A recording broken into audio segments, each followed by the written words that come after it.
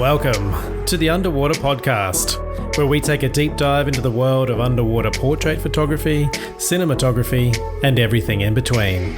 With me, your host, Brett Stanley.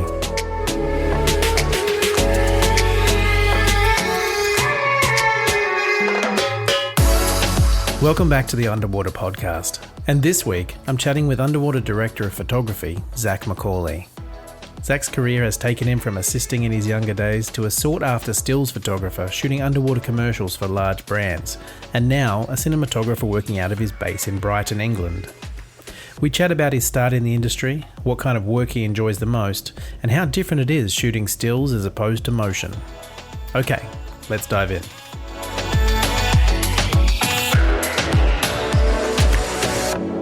Zach, welcome to the Underwater Podcast. Thank you, Brett. How is it there? You're in Brighton, right? Which is south of London. Yes. It's been unseasonably warm. The weather's been fantastic and beautiful. It's just been really uplifting after such a torrid time. But I've just listened to the weather forecast, and they're forecasting snow on Monday. So you don't know where you are, but we're enjoying it while it lasts. Yeah, nice. I mean, I've been to Brighton quite a few times, and it's so beautiful. It must be in an amazing place when that sun's shining. Brighton is, I think, the UK's most interesting town. And we moved here 10 years ago, my wife and three kids, well, now young adults, and we haven't regretted it for a moment. It's full of restaurants, pubs, clubs, bars, shops, a lot of independents, far more percentage-wise than anywhere else in the UK. So you haven't got these huge chains, which makes it much more interesting. You've got the lanes, and of course you've got the downs behind us, which is an enormous sort of area of natural beauty. And then you've got the sea, of course. So for me, it's everything. And you're 50 miles from London, so which is important for work. Obviously, if you have to go to see someone about a job, or you want to pop into London, it's within an hour's train drive. Which is perfect, because you've got the sort of type of work you're doing. You kind of, you're between the ocean and you're probably close to the water tanks as well, like at the studios. Yeah, that's right. Well, you've got the underwater studio in Basildon, which is, I would say, northeast London, and that's an hour and 20. And then you've got Pinewood U Stage, which is a little bit longer, but yeah, they both get atable very easily. And I've got a few friends dotted around who have really nice swimming pools as well. Sort of 3 meter deep ends for tests or even sort of budget jobs. Oh, see, this is good to know, because the times that I've been in Brighton recently, I've been doing underwater photo shoots there, and I rented a couple of times. I've rented a backyard swimming pool, and knowing that there's more than one in Brighton is very handy. Well, I can surely help you next time you want to come here. And it would be good to have a pint with you when the pub's open. Oh, totally. Yeah. I kind of think I left a little bit of my heart in Brighton sort of 30 years ago when I first did the backpacking thing around the UK and Europe. And yeah, always love going back. So for you, like in terms of living there, are you shooting a lot in the open water there? Is it a good bit of the ocean to be shooting in for productions? No, not at all. You wouldn't really choose to do that. Well, there are some open sea jobs, productions that demand that. But the minute you put your dome under the waves, you're probably more likely than not be able to see very much. Right. Yeah. It's not the Red Sea or anything like that. It's there's a lot of backscatter, particular, all kinds of stuff. It's a very healthy sea, but it's just not very, see-through. Yeah. So if you do work there, it's mostly surface stuff. Most of my work is in tanks now. I shoot for TV, drama, movies, that kind of thing, in film tanks or swimming pools. My previous life was shooting wildlife for magazines when I was shooting more stills. That involves going to nice places, which where you've got great visibility. Yeah. So was that underwater wildlife as well, or above water? Yeah, always underwater. Yeah, I've pretty much only ever done underwater throughout my entire career. So how did that start? How did you get into the underwater world? Well, my father was a Swanage man. Swanage in Dorset is Britain's premier dive town. It's the most gorgeous town, seaside town, next to Brighton, obviously. It's got some of the most incredible dives you've ever been to. A lot of war damage, a lot of ships, wrecks. They practice for D-Day there, so you've got lots of tanks lying off Poole Harbour. You've got amazing reefs. Of course, you haven't got the colour and the visibility you've got in other parts of the world, but being a Brit, it's pretty much top of the shop. And after that, I pretty much decided I wanted to be a photographer, and someone suggested, my hobby was scuba diving, and someone suggested I put the two things together. And then I thought to myself, who's the best person in the industry working? At the time, it was a guy called Mike Portelli. So I rang him until he was sick of me ringing him, and he eventually gave me a chance. And the rest is history, really. So the pester worked. Yeah, no, he was lovely. Don't get me wrong, he was the loveliest guy. Sadly, he's passed away now, but yeah, he was a fantastic chap and totally the most innovative. You should check him out, Mike Portelli. He's the most innovative, incredible guy right at the very beginning, the genesis of underwater filming and photography. So was he doing like films and stuff like that, or was it still in the wildlife world? He did a little bit of wildlife, but that didn't float his boat particularly. He just wanted to create pretty similar stuff to the stuff you're doing, but he was doing it on film, just like I did when I started. And then he won several awards pretty quickly. He was actually a dentist, and he didn't have a huge amount of interest in scuba diving, but he was an artist, and he wanted a canvas to apply his particular art, and he quickly picked up a movie camera. He had a bit of money because he was a dentist, and dentists, do quite well. And I think he just gambled a lot of the cash he had made, and I totally admire. And he went for it. He bought some expensive film gear. I mean, it's so old now, I can't remember exactly what it was, but it was all film gear, as it were. And you should check his ads. They are insane. Really, really amazing stuff. I mean, that's really quite inspiring, isn't it? When you kind of look back and think, how easy we kind of have it now with digital stuff, and then look at the work people were doing back then with film. Yes, it's motivating. Yeah, I mean, my first campaign for Diesel Jeans, Mike Portelli was actually offered the job, and he said, "Look, Zach, I can't do it. I'm busy. Do you want to do this?" I said, "Yeah, if you don't mind." Yeah. So I hired a Hasselblad and a 220 back. So that gave me 20 shots, Brett. 20 shots, man. Yeah. And no pressure. And the 2-day shoot, 1-day builds, 1-day shoot, and I had to see. We didn't have a dig in those days, so I bought a 35 millimeter Polaroid box. I don't know if you're familiar with this. I've still got it here. I'm looking at it. It's an antique piece now. And is it the housing for the Polaroid camera? No. What you do is you simply take a conventional 35 millimeter film camera. You load it with the Polaroid film, which I believe has only 12 shots. I can't remember now. And then you shoot your 12 shots, and then you take it out. You open up the back of your 35 millimeter housing and process the Polaroid film in this machine. And out comes a very, very tiny 35 millimeter image. So you've got all these advertising executives from Lowe's looking at a piece of the most tiniest thumbnail, and and they're going, yeah, okay, that'll do, yeah. Now go in. Go in with your 20 shots with your Hasselblad and shoot it slightly bigger, please. That's incredible. Yeah. So let's talk about that, because I'm fascinated. So was it like a little cartridge of kind of Polaroid film that would go into like your Nikonos or something? Yeah, exactly that. Yeah, it's like a cassette, very similar to a roll film, and you would just put it in a normal way. And I think the other downside was it was about 50 ISO or less. Oh, right. Yeah. So you had to pump the light into it. Yeah. Well, you had to do a lot of imagining, shall we say. Right. So how does that translate? So for anyone who's listening, like if back in the day when you shot with film, you would shoot with a Polaroid to kind of get an idea of what the scene and the lighting looked like. because you couldn't process your film there and then. So you're doing that underwater with this nifty little Polaroid thing. But if it's ISO 50, does that mean that you have to shoot the campaign on ISO 50 film? No, not at all. I mean, you just do the maths, really. So, Right. You put in, if you may well decide to shoot at 100 or 200 film. I have to add the caveat that I only used this device once.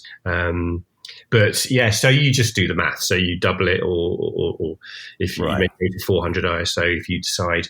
But of course, you have to be careful of grain and so on. So I think I doubled it to 100. But this was a high budget job, and we had a 20K with a generator pumping down through 2.5 meters, 3 meters of water. So actually, there was quite a lot of light. Yeah, I mean, 20K. That's a lot of. Yeah, a lot of light coming in. And so how did it come out with your 20 pieces of film? Well, you can see it on the website. It was interesting. Most interesting job happened to be, I would think, one of the most interesting jobs of my career happened to be the very first one. It was a mafia hit: dead and dying people tied to concrete blocks in various stages of decomposition. At the very front, you've got someone who is minutes away from dying. Next to him, there is a lady who's obviously just expired. And then off into the distance, you've got poor souls who perhaps dead a couple of hours or even longer. And this is all in camera. So yeah, absolutely all in camera. I got it. It was all done under health and safety HSE regulations, but I got it pretty much within 30 minutes. You haven't got long to do this stuff. It was about a month in planning and getting all the mannequins, because you've only got 2 live people struggling. Right. That was my next question. Yeah. So if you look at the image, there's 2 human beings in the foreground. There's a man and a woman, and they are actually live, and they've got their hands tied behind their back, only they haven't. They've got a cylinder of spare air, which is a safety device. We had safety divers left and right, so the actors, when they required air, all they had to do was put their hand out. A safety diver would be feeding them air within 1 or 2 seconds. So it was all completely safe. But then going up back into the distance of these mannequins, which the agency dressed in diesel gear, and they made the figures more grotesque and more decomposed as they went back into the scene. And we got a child's bike in there and a shopping trolley, usual things you find in nasty places where mafia people just want to dump bodies. Yeah. I mean, it's an amazing effect. Like I did, until you sort of mentioned it, I was like, wow, you had 12 talent on this holding their breath. Like, that's pretty awesome. But knowing that they're now mannequins, it's quite impressive. You wouldn't be able to do that. It would be totally impossible, I think. You'd have issues. You'd have issues with the legal framework of how the shoot was set up. But I think 2 worked well. Oh, so where was this shot? Was this actually shot in open water, or is this in a tank? No, not at all. No, this was in a tank. I wouldn't choose to shoot in open water. I've only done, I think, 1 major job in the open water Right. in my career. You just need control. Yeah. So with a shot like this, when you're trying to replicate, like a murky swamp or whatever, do you sort of murk up the water? Are you adding particulate to the water to give you that depth? Or is the tank already like this? Yeah. Well, that is another story. We had to, but generally speaking, yes, you may. In this case, it would be desirable to do that. Yeah. So in this case, we added a bit of Fuller's Earth. Now, you can add things like small florets of broccoli. That's her favourite. What does that do? It just looks, it's perfect for just looking like bits of vegetation floating by. Oh, okay. Yeah. Yeah. A couple of years later, just a funny story about this. I took the dead and dying dummies home, let them drain in the garden for a couple of weeks, and then one day I put them into the loft, and then we moved house and I took them to the dump. I had these 4 or 5 characters who were grotesquely, and as you pop them through the aperture where they recycle, the local recycle council tip. I think someone called the police. I never heard any more, but there was a lot of people looking rather shocked. You could have a lot of fun with that, I bet, and get yourself into some serious trouble probably too. Yeah. That's awesome. So how does that work in terms of your relationship with Mike? Were you still working for him at this stage, or had you gone off on your own at this point and he was kind of starting to sort of pass work on your way if he couldn't do it? Both, really. I mean, we all worked on a freelance basis. So he would ring you and say, "Look, I've got a job. Can you make it?" And I would be part of his team. And if there was enough work to go around for certain, if it was a big job, he may let us, for argument's sake, need 8 or 10 people. But if it's a small job, you may need four or something. So it depends how big the job was and the demands of all that kind of thing. But yeah, I was quite young in those days. I think without a lot of experience. So this was an enormous shot in the arm at that time. Did that start to open doors for you? Was that like an inroads with the agencies to get more work? It was a game changer for me. Yeah, my jeans. I mean, I literally hadn't done anything up until that time. I'd done a few, bits and pieces, and I've been on how to learn how to shoot underwater 4 or 5 times abroad with various groups, but I hadn't really done anything in the advertising world. And funnily enough, the advertising lady looked at a picture of a fish and said, "Yeah, you'll do." Oh, really? Yeah, well, you have to kind of have that bit of luck, don't you? And then you're off and running.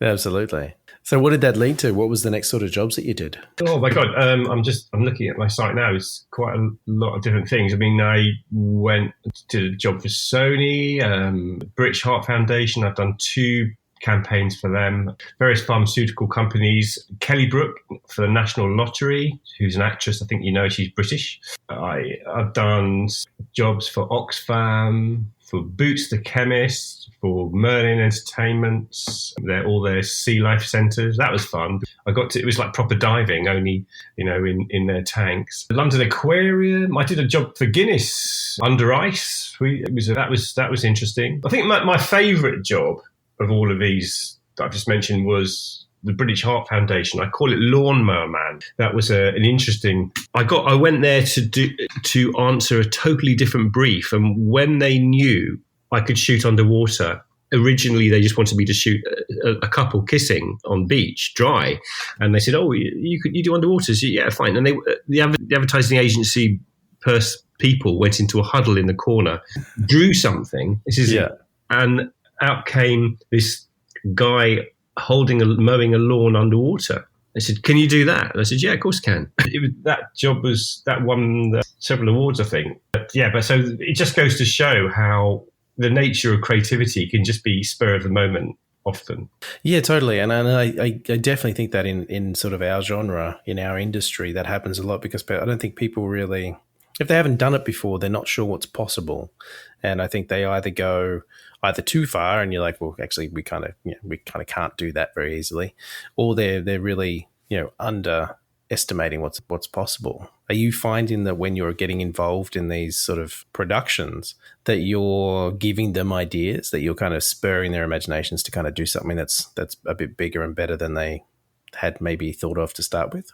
Yeah, sometimes not. You have scenarios where they are very definite what they want, they know what they want, and you're there to serve that purpose, which is fine. You can offer as many tips and solutions as you like and ideas, and they're often taken on board. Other times, you're asked in, and most, as you will know, most campaigns are devised and they have to be passed, don't they, by the client, signed off. So you've already got this very core idea which has to be replicated. So the amount that you can add is limited. And unless you just shoot anything you like, which I don't think's ever happened.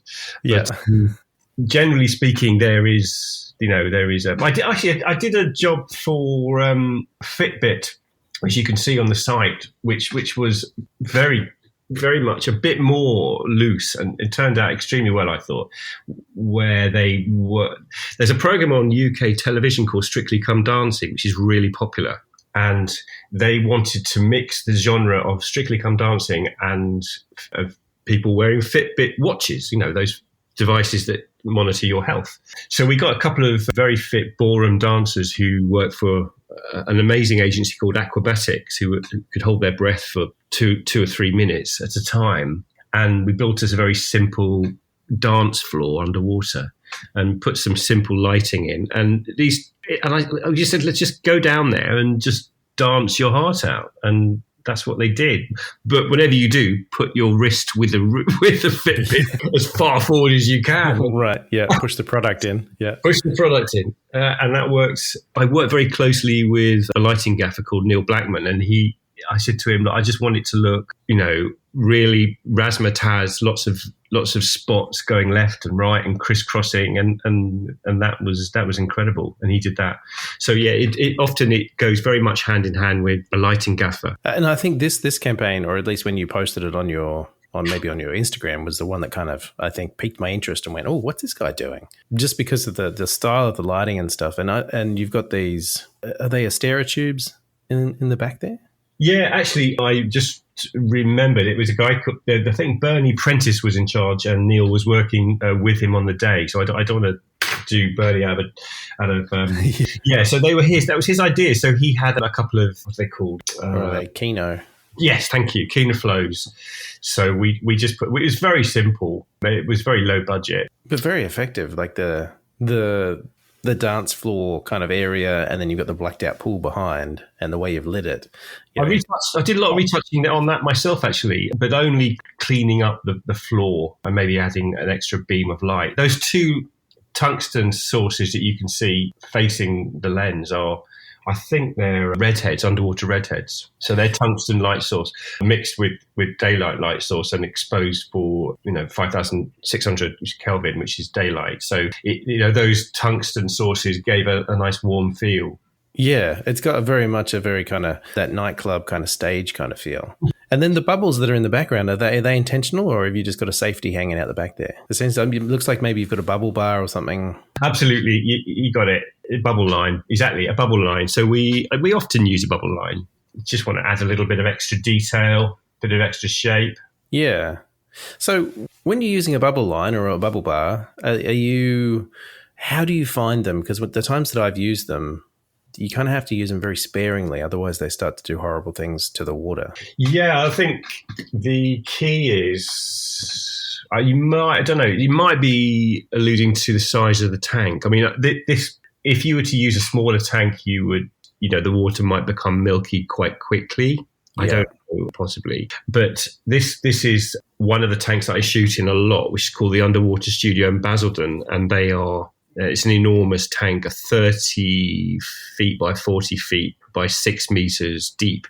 So it's an enormous amount of water in there. So turn on a bubble line, it wouldn't cloud the water all day, even if you had it running all day. Oh, that's good. Yeah.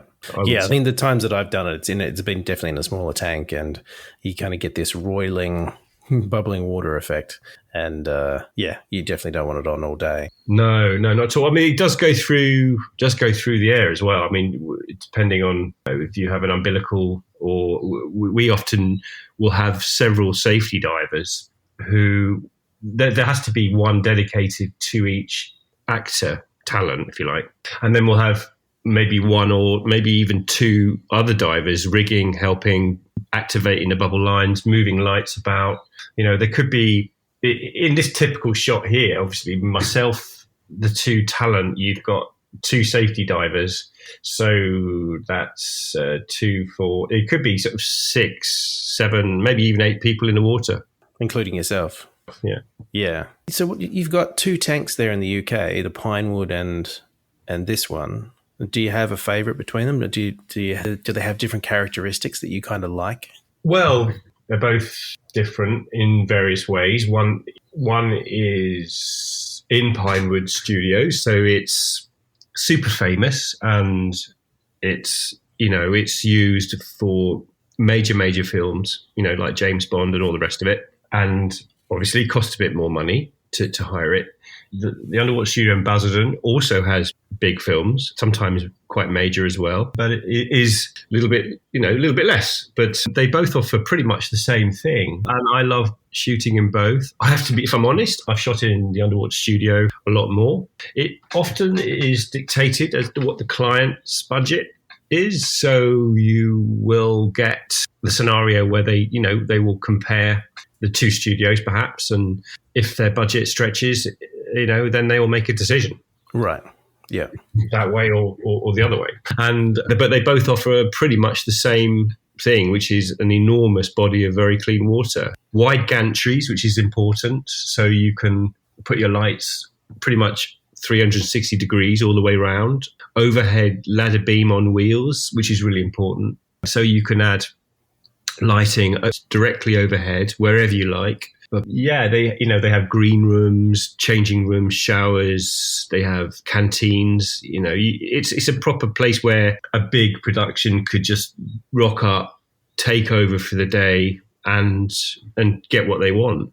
Yeah, and be comfortable doing it. Exactly. They're both they both offer slightly different services, but both excellent. And then speaking of green rooms, and I know this is not the green room that you're referring to, but have you done much underwater green screen visual effects kind of work? Yes, well, some for sure. There's the really interesting job I did called for the Goodman's Food Group, which is on the ads page, and it was for a company called Smack Deli.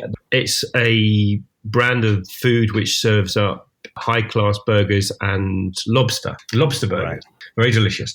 And we had two young ladies dancing all day long in front of a green screen, and then I managed to persuade the advertising agency to use one of my stills from about 10 years before that I shot in the Red Sea with some cave light and some sunlight, pinging past a rocky outcrop, and that it just looked gorgeous. And they pinned lobster tails on the bottom half of both of the ladies. Oh, so like they were actually swimming in lobster tails, or they did this in post? Yeah, no, that was added later. Yeah, no, definitely. Yeah, but it was meant to look like an illustration as well. Gotcha. It wasn't supposed to be perfect because who the hell has a lobster tail, right? So yeah. So it had to be like that. The idea was it was conceptual. Yeah. More than anything else. But that I enjoyed that. That was a lovely one to work on. How do you find working with the green screen? Does it take a lot to kind of dial it in to get the right effect? Not at all. I mean, you have to. One of the biggest issues is getting one big enough that stretches the full 40 foot by 6 meters, and then you have to keep it really taut, and then keep it lit evenly, as evenly as you can, and that involves budget. So yeah, you have to persuade the client to pay for that if that's what they want. It's as simple as that, really. And so, what's your convincing argument for them paying for that? Is it that they're going to save money by being able to do whatever they want in post rather than trying to spend days trying to get the image right? Well, yeah, I mean, I guess it's all down to what they want, what the creative vision of the creative who's dreamed up this, the idea. Yeah. And then if they really want to fulfill their creative vision and they really want to go underwater, they may come to someone like me, and I will say, well, in my opinion, this is the only way to achieve what you want to do. And then there'll be a supermarket cart of prices. So if you want to add the green screen, it'll cost an extra such and such. If you want to, add an even light spread from left to right, top to bottom, it'll probably be an extra amount. Sometimes they just don't have the budget and corners are cut. And you can make allowances for some corners being cut, as you know. But in digital, it's easier. But there are limits to the corners that can be cut, and after a bit you have to kind of inform them that perhaps they may want to think about going down another route that's more budget orientated, shall we say. Yeah, totally. And so what percentage of your work is stills versus motion? Because I know you do both. Did you start off with stills and then move into motion, or were you always doing both? Yeah, the first one, exactly. So pretty much only stills for 20 odd years. And Right. then stills in the UK anyway, I don't know, but it's like in the States, but it's become harder and harder to make a living out of at the sort of high end level. So, and perhaps there was an element of me wanting to find a new challenge. And so I bit the bullet and bought myself a really nice system, a Gates deep weapon housing with a red epic dragon and a couple of lenses and all the chutney that goes with it.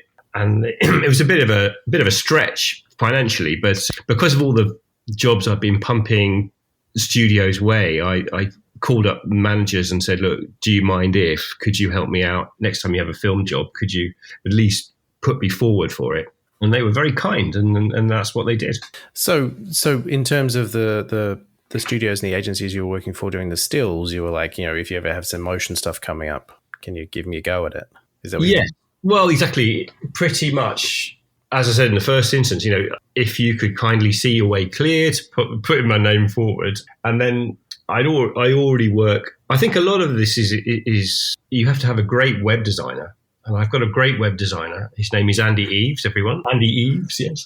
And he and I have been working forever together. And he helped, a really well-constructed website which shows people clearly what you can do and what, how people can achieve their dreams. Then I think that helps a lot. And I was able to use a lot of my still stuff to bolster my film stuff. And I think a lot of film companies quite like that because it showed that, I was reasonably creative, I suppose, and could follow a brief and make it look fabulous, which is what everyone wants. Right? And they're wanting to see and kind of take your stills work and kind of make it move. Exactly. I mean, it's a different discipline, as you know, but, it's not a million miles away. So, yeah, you have to think in scenes and, you have to learn the menus and understand a lot of new concepts with a movie camera. But at the end of the day, basically it is fairly similar. I think it's harder. I think it's actually harder than stills in some ways because with a still, you've got a split second and that split second can look incredible or not so good. But you'll shoot hundreds of pictures in a day. So you will get 10, 20 absolutely incredible shots. But with a film, all you need is for one actor to slip up, maybe move slightly in the wrong way, or you to, do something amiss with the camera, maybe not track quite as well as you wanted to. And you have to retake the whole scene. And you can only do X number of scenes in a day, of course. So you've got far less chance to get that money shot. So you have to be much more concentrated, I think, with film. I definitely agree. And because I've gotten into film and motion work more in the last few years. And it is that sort of thing where, as a photographer, you're kind of looking at every angle all the time. You're like, I'm going to take that shot, I'm going to take this shot, I'm going to take that shot, and we'll work out later on which one works. Whereas with motion, you've got to do your push in or your pan or whatever perfectly every time. You can't kind of second guess yourself halfway through. You got to commit to it. And then if the slightest thing goes wrong or, you bang into the wall and you shake the camera or whatever, you've got to start again. And it takes so much time. It's a total mindset, like you say. Yeah, no, exactly. And you've got an enormous amount of money and people on the surface, looking at the director's monitor and scrutinizing it. You have comms. So we usually we always have comms. So they can talk to us through a hydrophone. So we can hear instruction, which I encourage my clients, the director, the producer, whoever wants to grab hold of the mic to communicate continuously. I think it's so important. It's when they go quiet, then you kind of think, oh, okay. Yeah, this is either a good thing or a bad thing.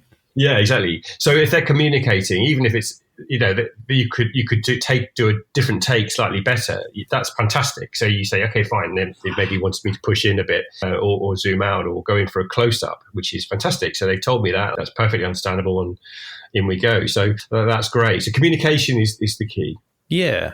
How do you feel about Do you prefer having direction, or do you like being told to just go and see what you can get? No, I think the first one. But it's safer. I mean, you have unless it's a personal project, you know, where you can really stretch your legs, and it's up to you. And if you fail, which isn't likely, if you probably thought about it for ages, no, there's no financial penalty. But in this case, if you don't get the shot, then there's an awful lot of budget at stake and your reputation at stake. So I like to think that I follow a brief really closely and listen to briefs very closely as well. I did a job a few weeks ago, which I can't tell you about because I've signed an NDA, but there was like a 3-hour gap between me going in the water, and every minute of that 3 hours I was concentrating on physical movements in my head, how I do this, what focal length, what, you know,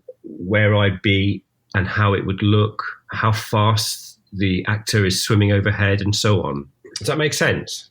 Yeah. So for that 3 hours while something else was happening, you're kind of practicing and perfecting. Well, I couldn't, I wasn't allowed, I couldn't go in the water. So I see. Yeah. I didn't explain that. My apologies. No, I wasn't allowed in the water. I only had like 30 minutes to get the shot. So I was sitting in a room dry, and in my head going through the movements. But the principle's the same. So it made that going through the movements in my head may be a factor for a few weeks before a big job. So I'll be thinking about every movement, every part, every camera setting, making sure I've got every base covered. Yeah, so that when you get on set, you can just basically do your job and be as efficient as possible. Have you heard of the phrase, the SAS, train hard, fight easy? No, I haven't heard that one. Train hard, fight easy, yeah, the SAS motto. It's brilliant, and you know, you've got to prepare, absolutely prepare everything, and then it looks effortless, hopefully, on the day. Well, I think the one that I know, and I do a lot of carpentry, is measure twice, cut once, which goes...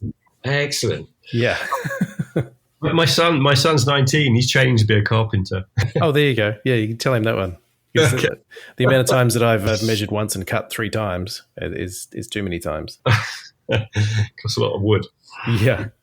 Well, it's interesting that you say that, though, because I had a job recently where, you know, we were doing shooting a music video on a beach, and the brief for me was, you know, in a few hours' time, you're going to get in, you're going to go in the water with the talent and just do some nice kind of floating around stuff. So that's what I prepared for. And, you know, I pull up in the car park at the beach thinking that I've got probably 2 hours to prep and get ready. And they're like, you know what? The director's changed his mind. Can we get you on the beach now? You're going to run down the beach behind the talent with the camera into the water and do this single take, you know, out past the breakers. Yeah. I'm like, oh my God. This is not going to work, and you just have to make it work. You know what I mean? And hope that what comes out the other end is usable. Yeah, and this is common. I mean, on set, on a film set, you know, a director, if you're shooting for television, you probably have 2 takes at maximum. Then they'll want to move on. So you just have to be on the tips of your toes, on the balls of your feet, ready to go. You have to be straining every sinew to listen to when you're going to be called in. Just like your experience, you may have a minute, 2 minutes to prepare. Get in the water, Zach. You know, the actors are ready to turn over. So you know, you have to have a really good team around you. You know, great assistant, make sure the camera's ready, got a fresh battery. You know, the media's got enough space on it. You've got enough air in your tank. You know, you can't really sit down and just talk to your mates about the weekend. Yeah, exactly. Yeah. Well, that was the thing with this job, was that, you know, as I'm heading to the beach to start my run, I realized that for some reason the focus ring, I can't pull focus on this camera. So luckily it's got autofocus. Yeah. So I managed to be able to use that. But it was that moment of, oh my God, I'm just going to crap my pants. Yeah. How do I tell everyone to stop so I can open this thing up and fix the problem, you know? No, exactly. Well, it is a lot to go wrong on underwater systems. We both know that. I've had that a few times, you know, where, you know, the motor's gearing slips out of sync with the lens, and, you know, and everyone's ready. Yeah. And you're going, oh my God, I can't focus. You have to be honest. You have to surface. You have to say, look, very sorry. It will be 5-10 minutes, but we have to realign the focus rings. I've since then, by the way, had some engineering done, and I use new focus motors. No, the Arri C-Force motors, which are excellent. But anyway, so yeah, that problem has been fixed. Everyone. Yeah, just everyone listening. Yeah, it's all good. So, I mean, you say that you invested in this camera system for your business. Was there a reason that you ended up doing that rather than just renting? Yeah, I think so. You have it at home. You can look at it. You can size it up, play with it. You can make adaptations. You may have an idea in the middle of the night. You can go down and tinker with it. You learn it. So if you hire it, of course, it's probably going to be, a fantastic bit of equipment, but it may not be. It may have been caned on the last job. You just don't know. Nobody knows. Someone may have hired it out to someone who is not au fait with working underwater very well, and it may be something that's damaged, and they haven't owned up to it, and no one spotted it at the hire place. And oh man, there's all sorts of things. There's enough problems we both know aren't there to contend with without having choinky gear, which you're not super confident is going to work 100% of the time. We'll call it 99% of the time. You can never have 100%. Yeah, exactly. Yeah. In terms of your business, does it make more sense, and does it get you more work owning the equipment as opposed to renting? I think it does. You can offer deals which are nearly always requested. So people will try to get a deal from you. So you when you estimate, you may want to build in a 10% margin or whatever. I don't know. It's up to everyone's business model, how they wish to perform. But I mean, all this stuff is not exactly news to anyone. But yeah, I think you can offer. You may have a talented director that you have been dying to shoot for, and he or she may have very limited funds, and you want to do the project. So if you own the gear, you can say, yeah, sure, that's fine. Let's do it. I can't wait to do it. You are an insanely talented person, and I really want to work with you. But that option isn't open to you if you hire it. No, because then you got to pony up if you want to play. It's that pay to play kind of thing. Yeah, you have to pay the full rate, the full whack, whatever the company wants. You have to pay that, and you haven't got any wriggle room with the price. No, exactly. Yeah. So if someone's looking to get into this sort of work, whether they're a dry cinematographer or if they're a stills photographer, what's your advice for them to sort of get into this industry to start working on commercials and features and short films? Oh my gosh, that is the question I'm asked daily. So you know the answer then? No, I still don't know it. I think it's different for every human being on the planet. I think Howard Hall wrote a really great piece which I was handed by a friend, which I save now. So when assistants ask me that exact question, I email it to them. And it's very long, and often they don't read it. And then that they're not going to make it because A, they haven't read it. B, they probably haven't got the drive and ambition. But I think you just have to want it so much. You have to have various attributes, of course. You have to be, handy with a camera and creative and artistic and be a great diver and everything else. But you just got to want it more than anything else. And you've got to be a team player. Film, unlike stills, is much more of a team game. So you have to build up a really great team, a lighting gaffer, assistants, safety divers, all sorts of people, and they've got to like you. You can't be an antisocial type. You have to be reasonably pleasant enough for them to want to work with you as well. So there's quite a few little elements that go with being a success. But I'm not saying I'm one, but at least I'm still working after all these years, folks. Well, I think that is a measure of success. You're still doing what you love, and I think that in itself is kind of priceless. Yeah, I mean, it is completely. It's a privileged job. People sometimes, when you meet them and they ask you what you do, if you don't know them, and you have to decide whether you tell them, because if you tell them, they often say, sometimes they'll just walk away because they don't believe you. That's right. Yeah, that's not a job. Yeah. No, you meant to say insurance, didn't you? That's what you do. Yeah, that's right. Sell insurance. That's it. It's easier, isn't it? I mean, there is a kind of, with this style of work, there is a kind of there's a cool factor, I think, especially for people who don't know about it, that they're like, you do what? Oh my God, that's incredible. Tell me all about that. I mean, that's why I have a podcast to tell people all about it, and it is such a thing that there is not a day where I work and I don't kind of get a little giggle thinking that this is what I do for a job. Yeah, I guess, I mean, it's insanely, it's like a drug, isn't it, Brett? You know, you have that fear in your heart that things might go wrong. So you train hard, find easy, like we explained earlier. But when you're on set doing it, it's just like nothing, no other experience you'll ever have, isn't it? I mean, it's insane. Yeah. It's really, really amazing. And I'm like you, totally I feel honored that I'm still doing it. My wife puts up with a lot. She, you know, I think I have to say, you really need a good partner. You know, someone who's understanding, you know, when a shoulder to cry on and someone to slap you on the back and say, well done as well. You know, both things. Yeah, exactly. Does she work in the industry at all? No, she's got was sensible. She's not doing that. No, she works for it's like an advertising agency in Hove, around the corner from Brighton. So I suppose it's related, but it's nothing to do with what I do. Yeah, it's adjacent. Yeah, adjacent, exactly. Yeah, I mean, because my wife is in the film industry. She's a hairstylist and she works on, you know, big feature films and stuff. And yeah, so we do have, you know, kind of pity parties and kind of talk about all the stuff that's gone wrong and kind of try and outdo each other with how bad our day has been. Well, I think the secret to a successful marriage is try not to talk about your work at all. Yeah, it's difficult with you, but for me, and I know my wife, Fliss, my lovely, ever-patient, beautiful wife would probably say that I talk about it all the time. Right, yeah. Possibly too much, Zach. Too much, yes. Yeah. Zach, this has been awesome. Thank you so much for sharing your story and just sort of and giving some insight into what you've been doing. Oh, thank you. I've enjoyed every minute. We'll speak to you soon. Thank you. Thanks for listening, everyone. And as always, if you like the podcast, please subscribe, review, and share.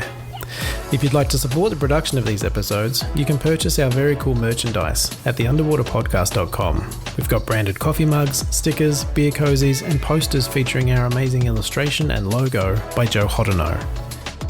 If you'd like to connect with us or learn more about our guests, you can reach us at theunderwaterpodcast.com or on Instagram. We also have a Facebook group where you can discuss the episodes and even get your questions answered by the guests. There's a link to it in the show notes. You can learn more about my underwater photography workshops and mentoring at brettstanley.com or Brett S Photo on Instagram. The Underwater Podcast is presented and produced by me, Brett Stanley, and our music is Neo by Oh Boy. Keep creating, everyone. I'll see you in the water.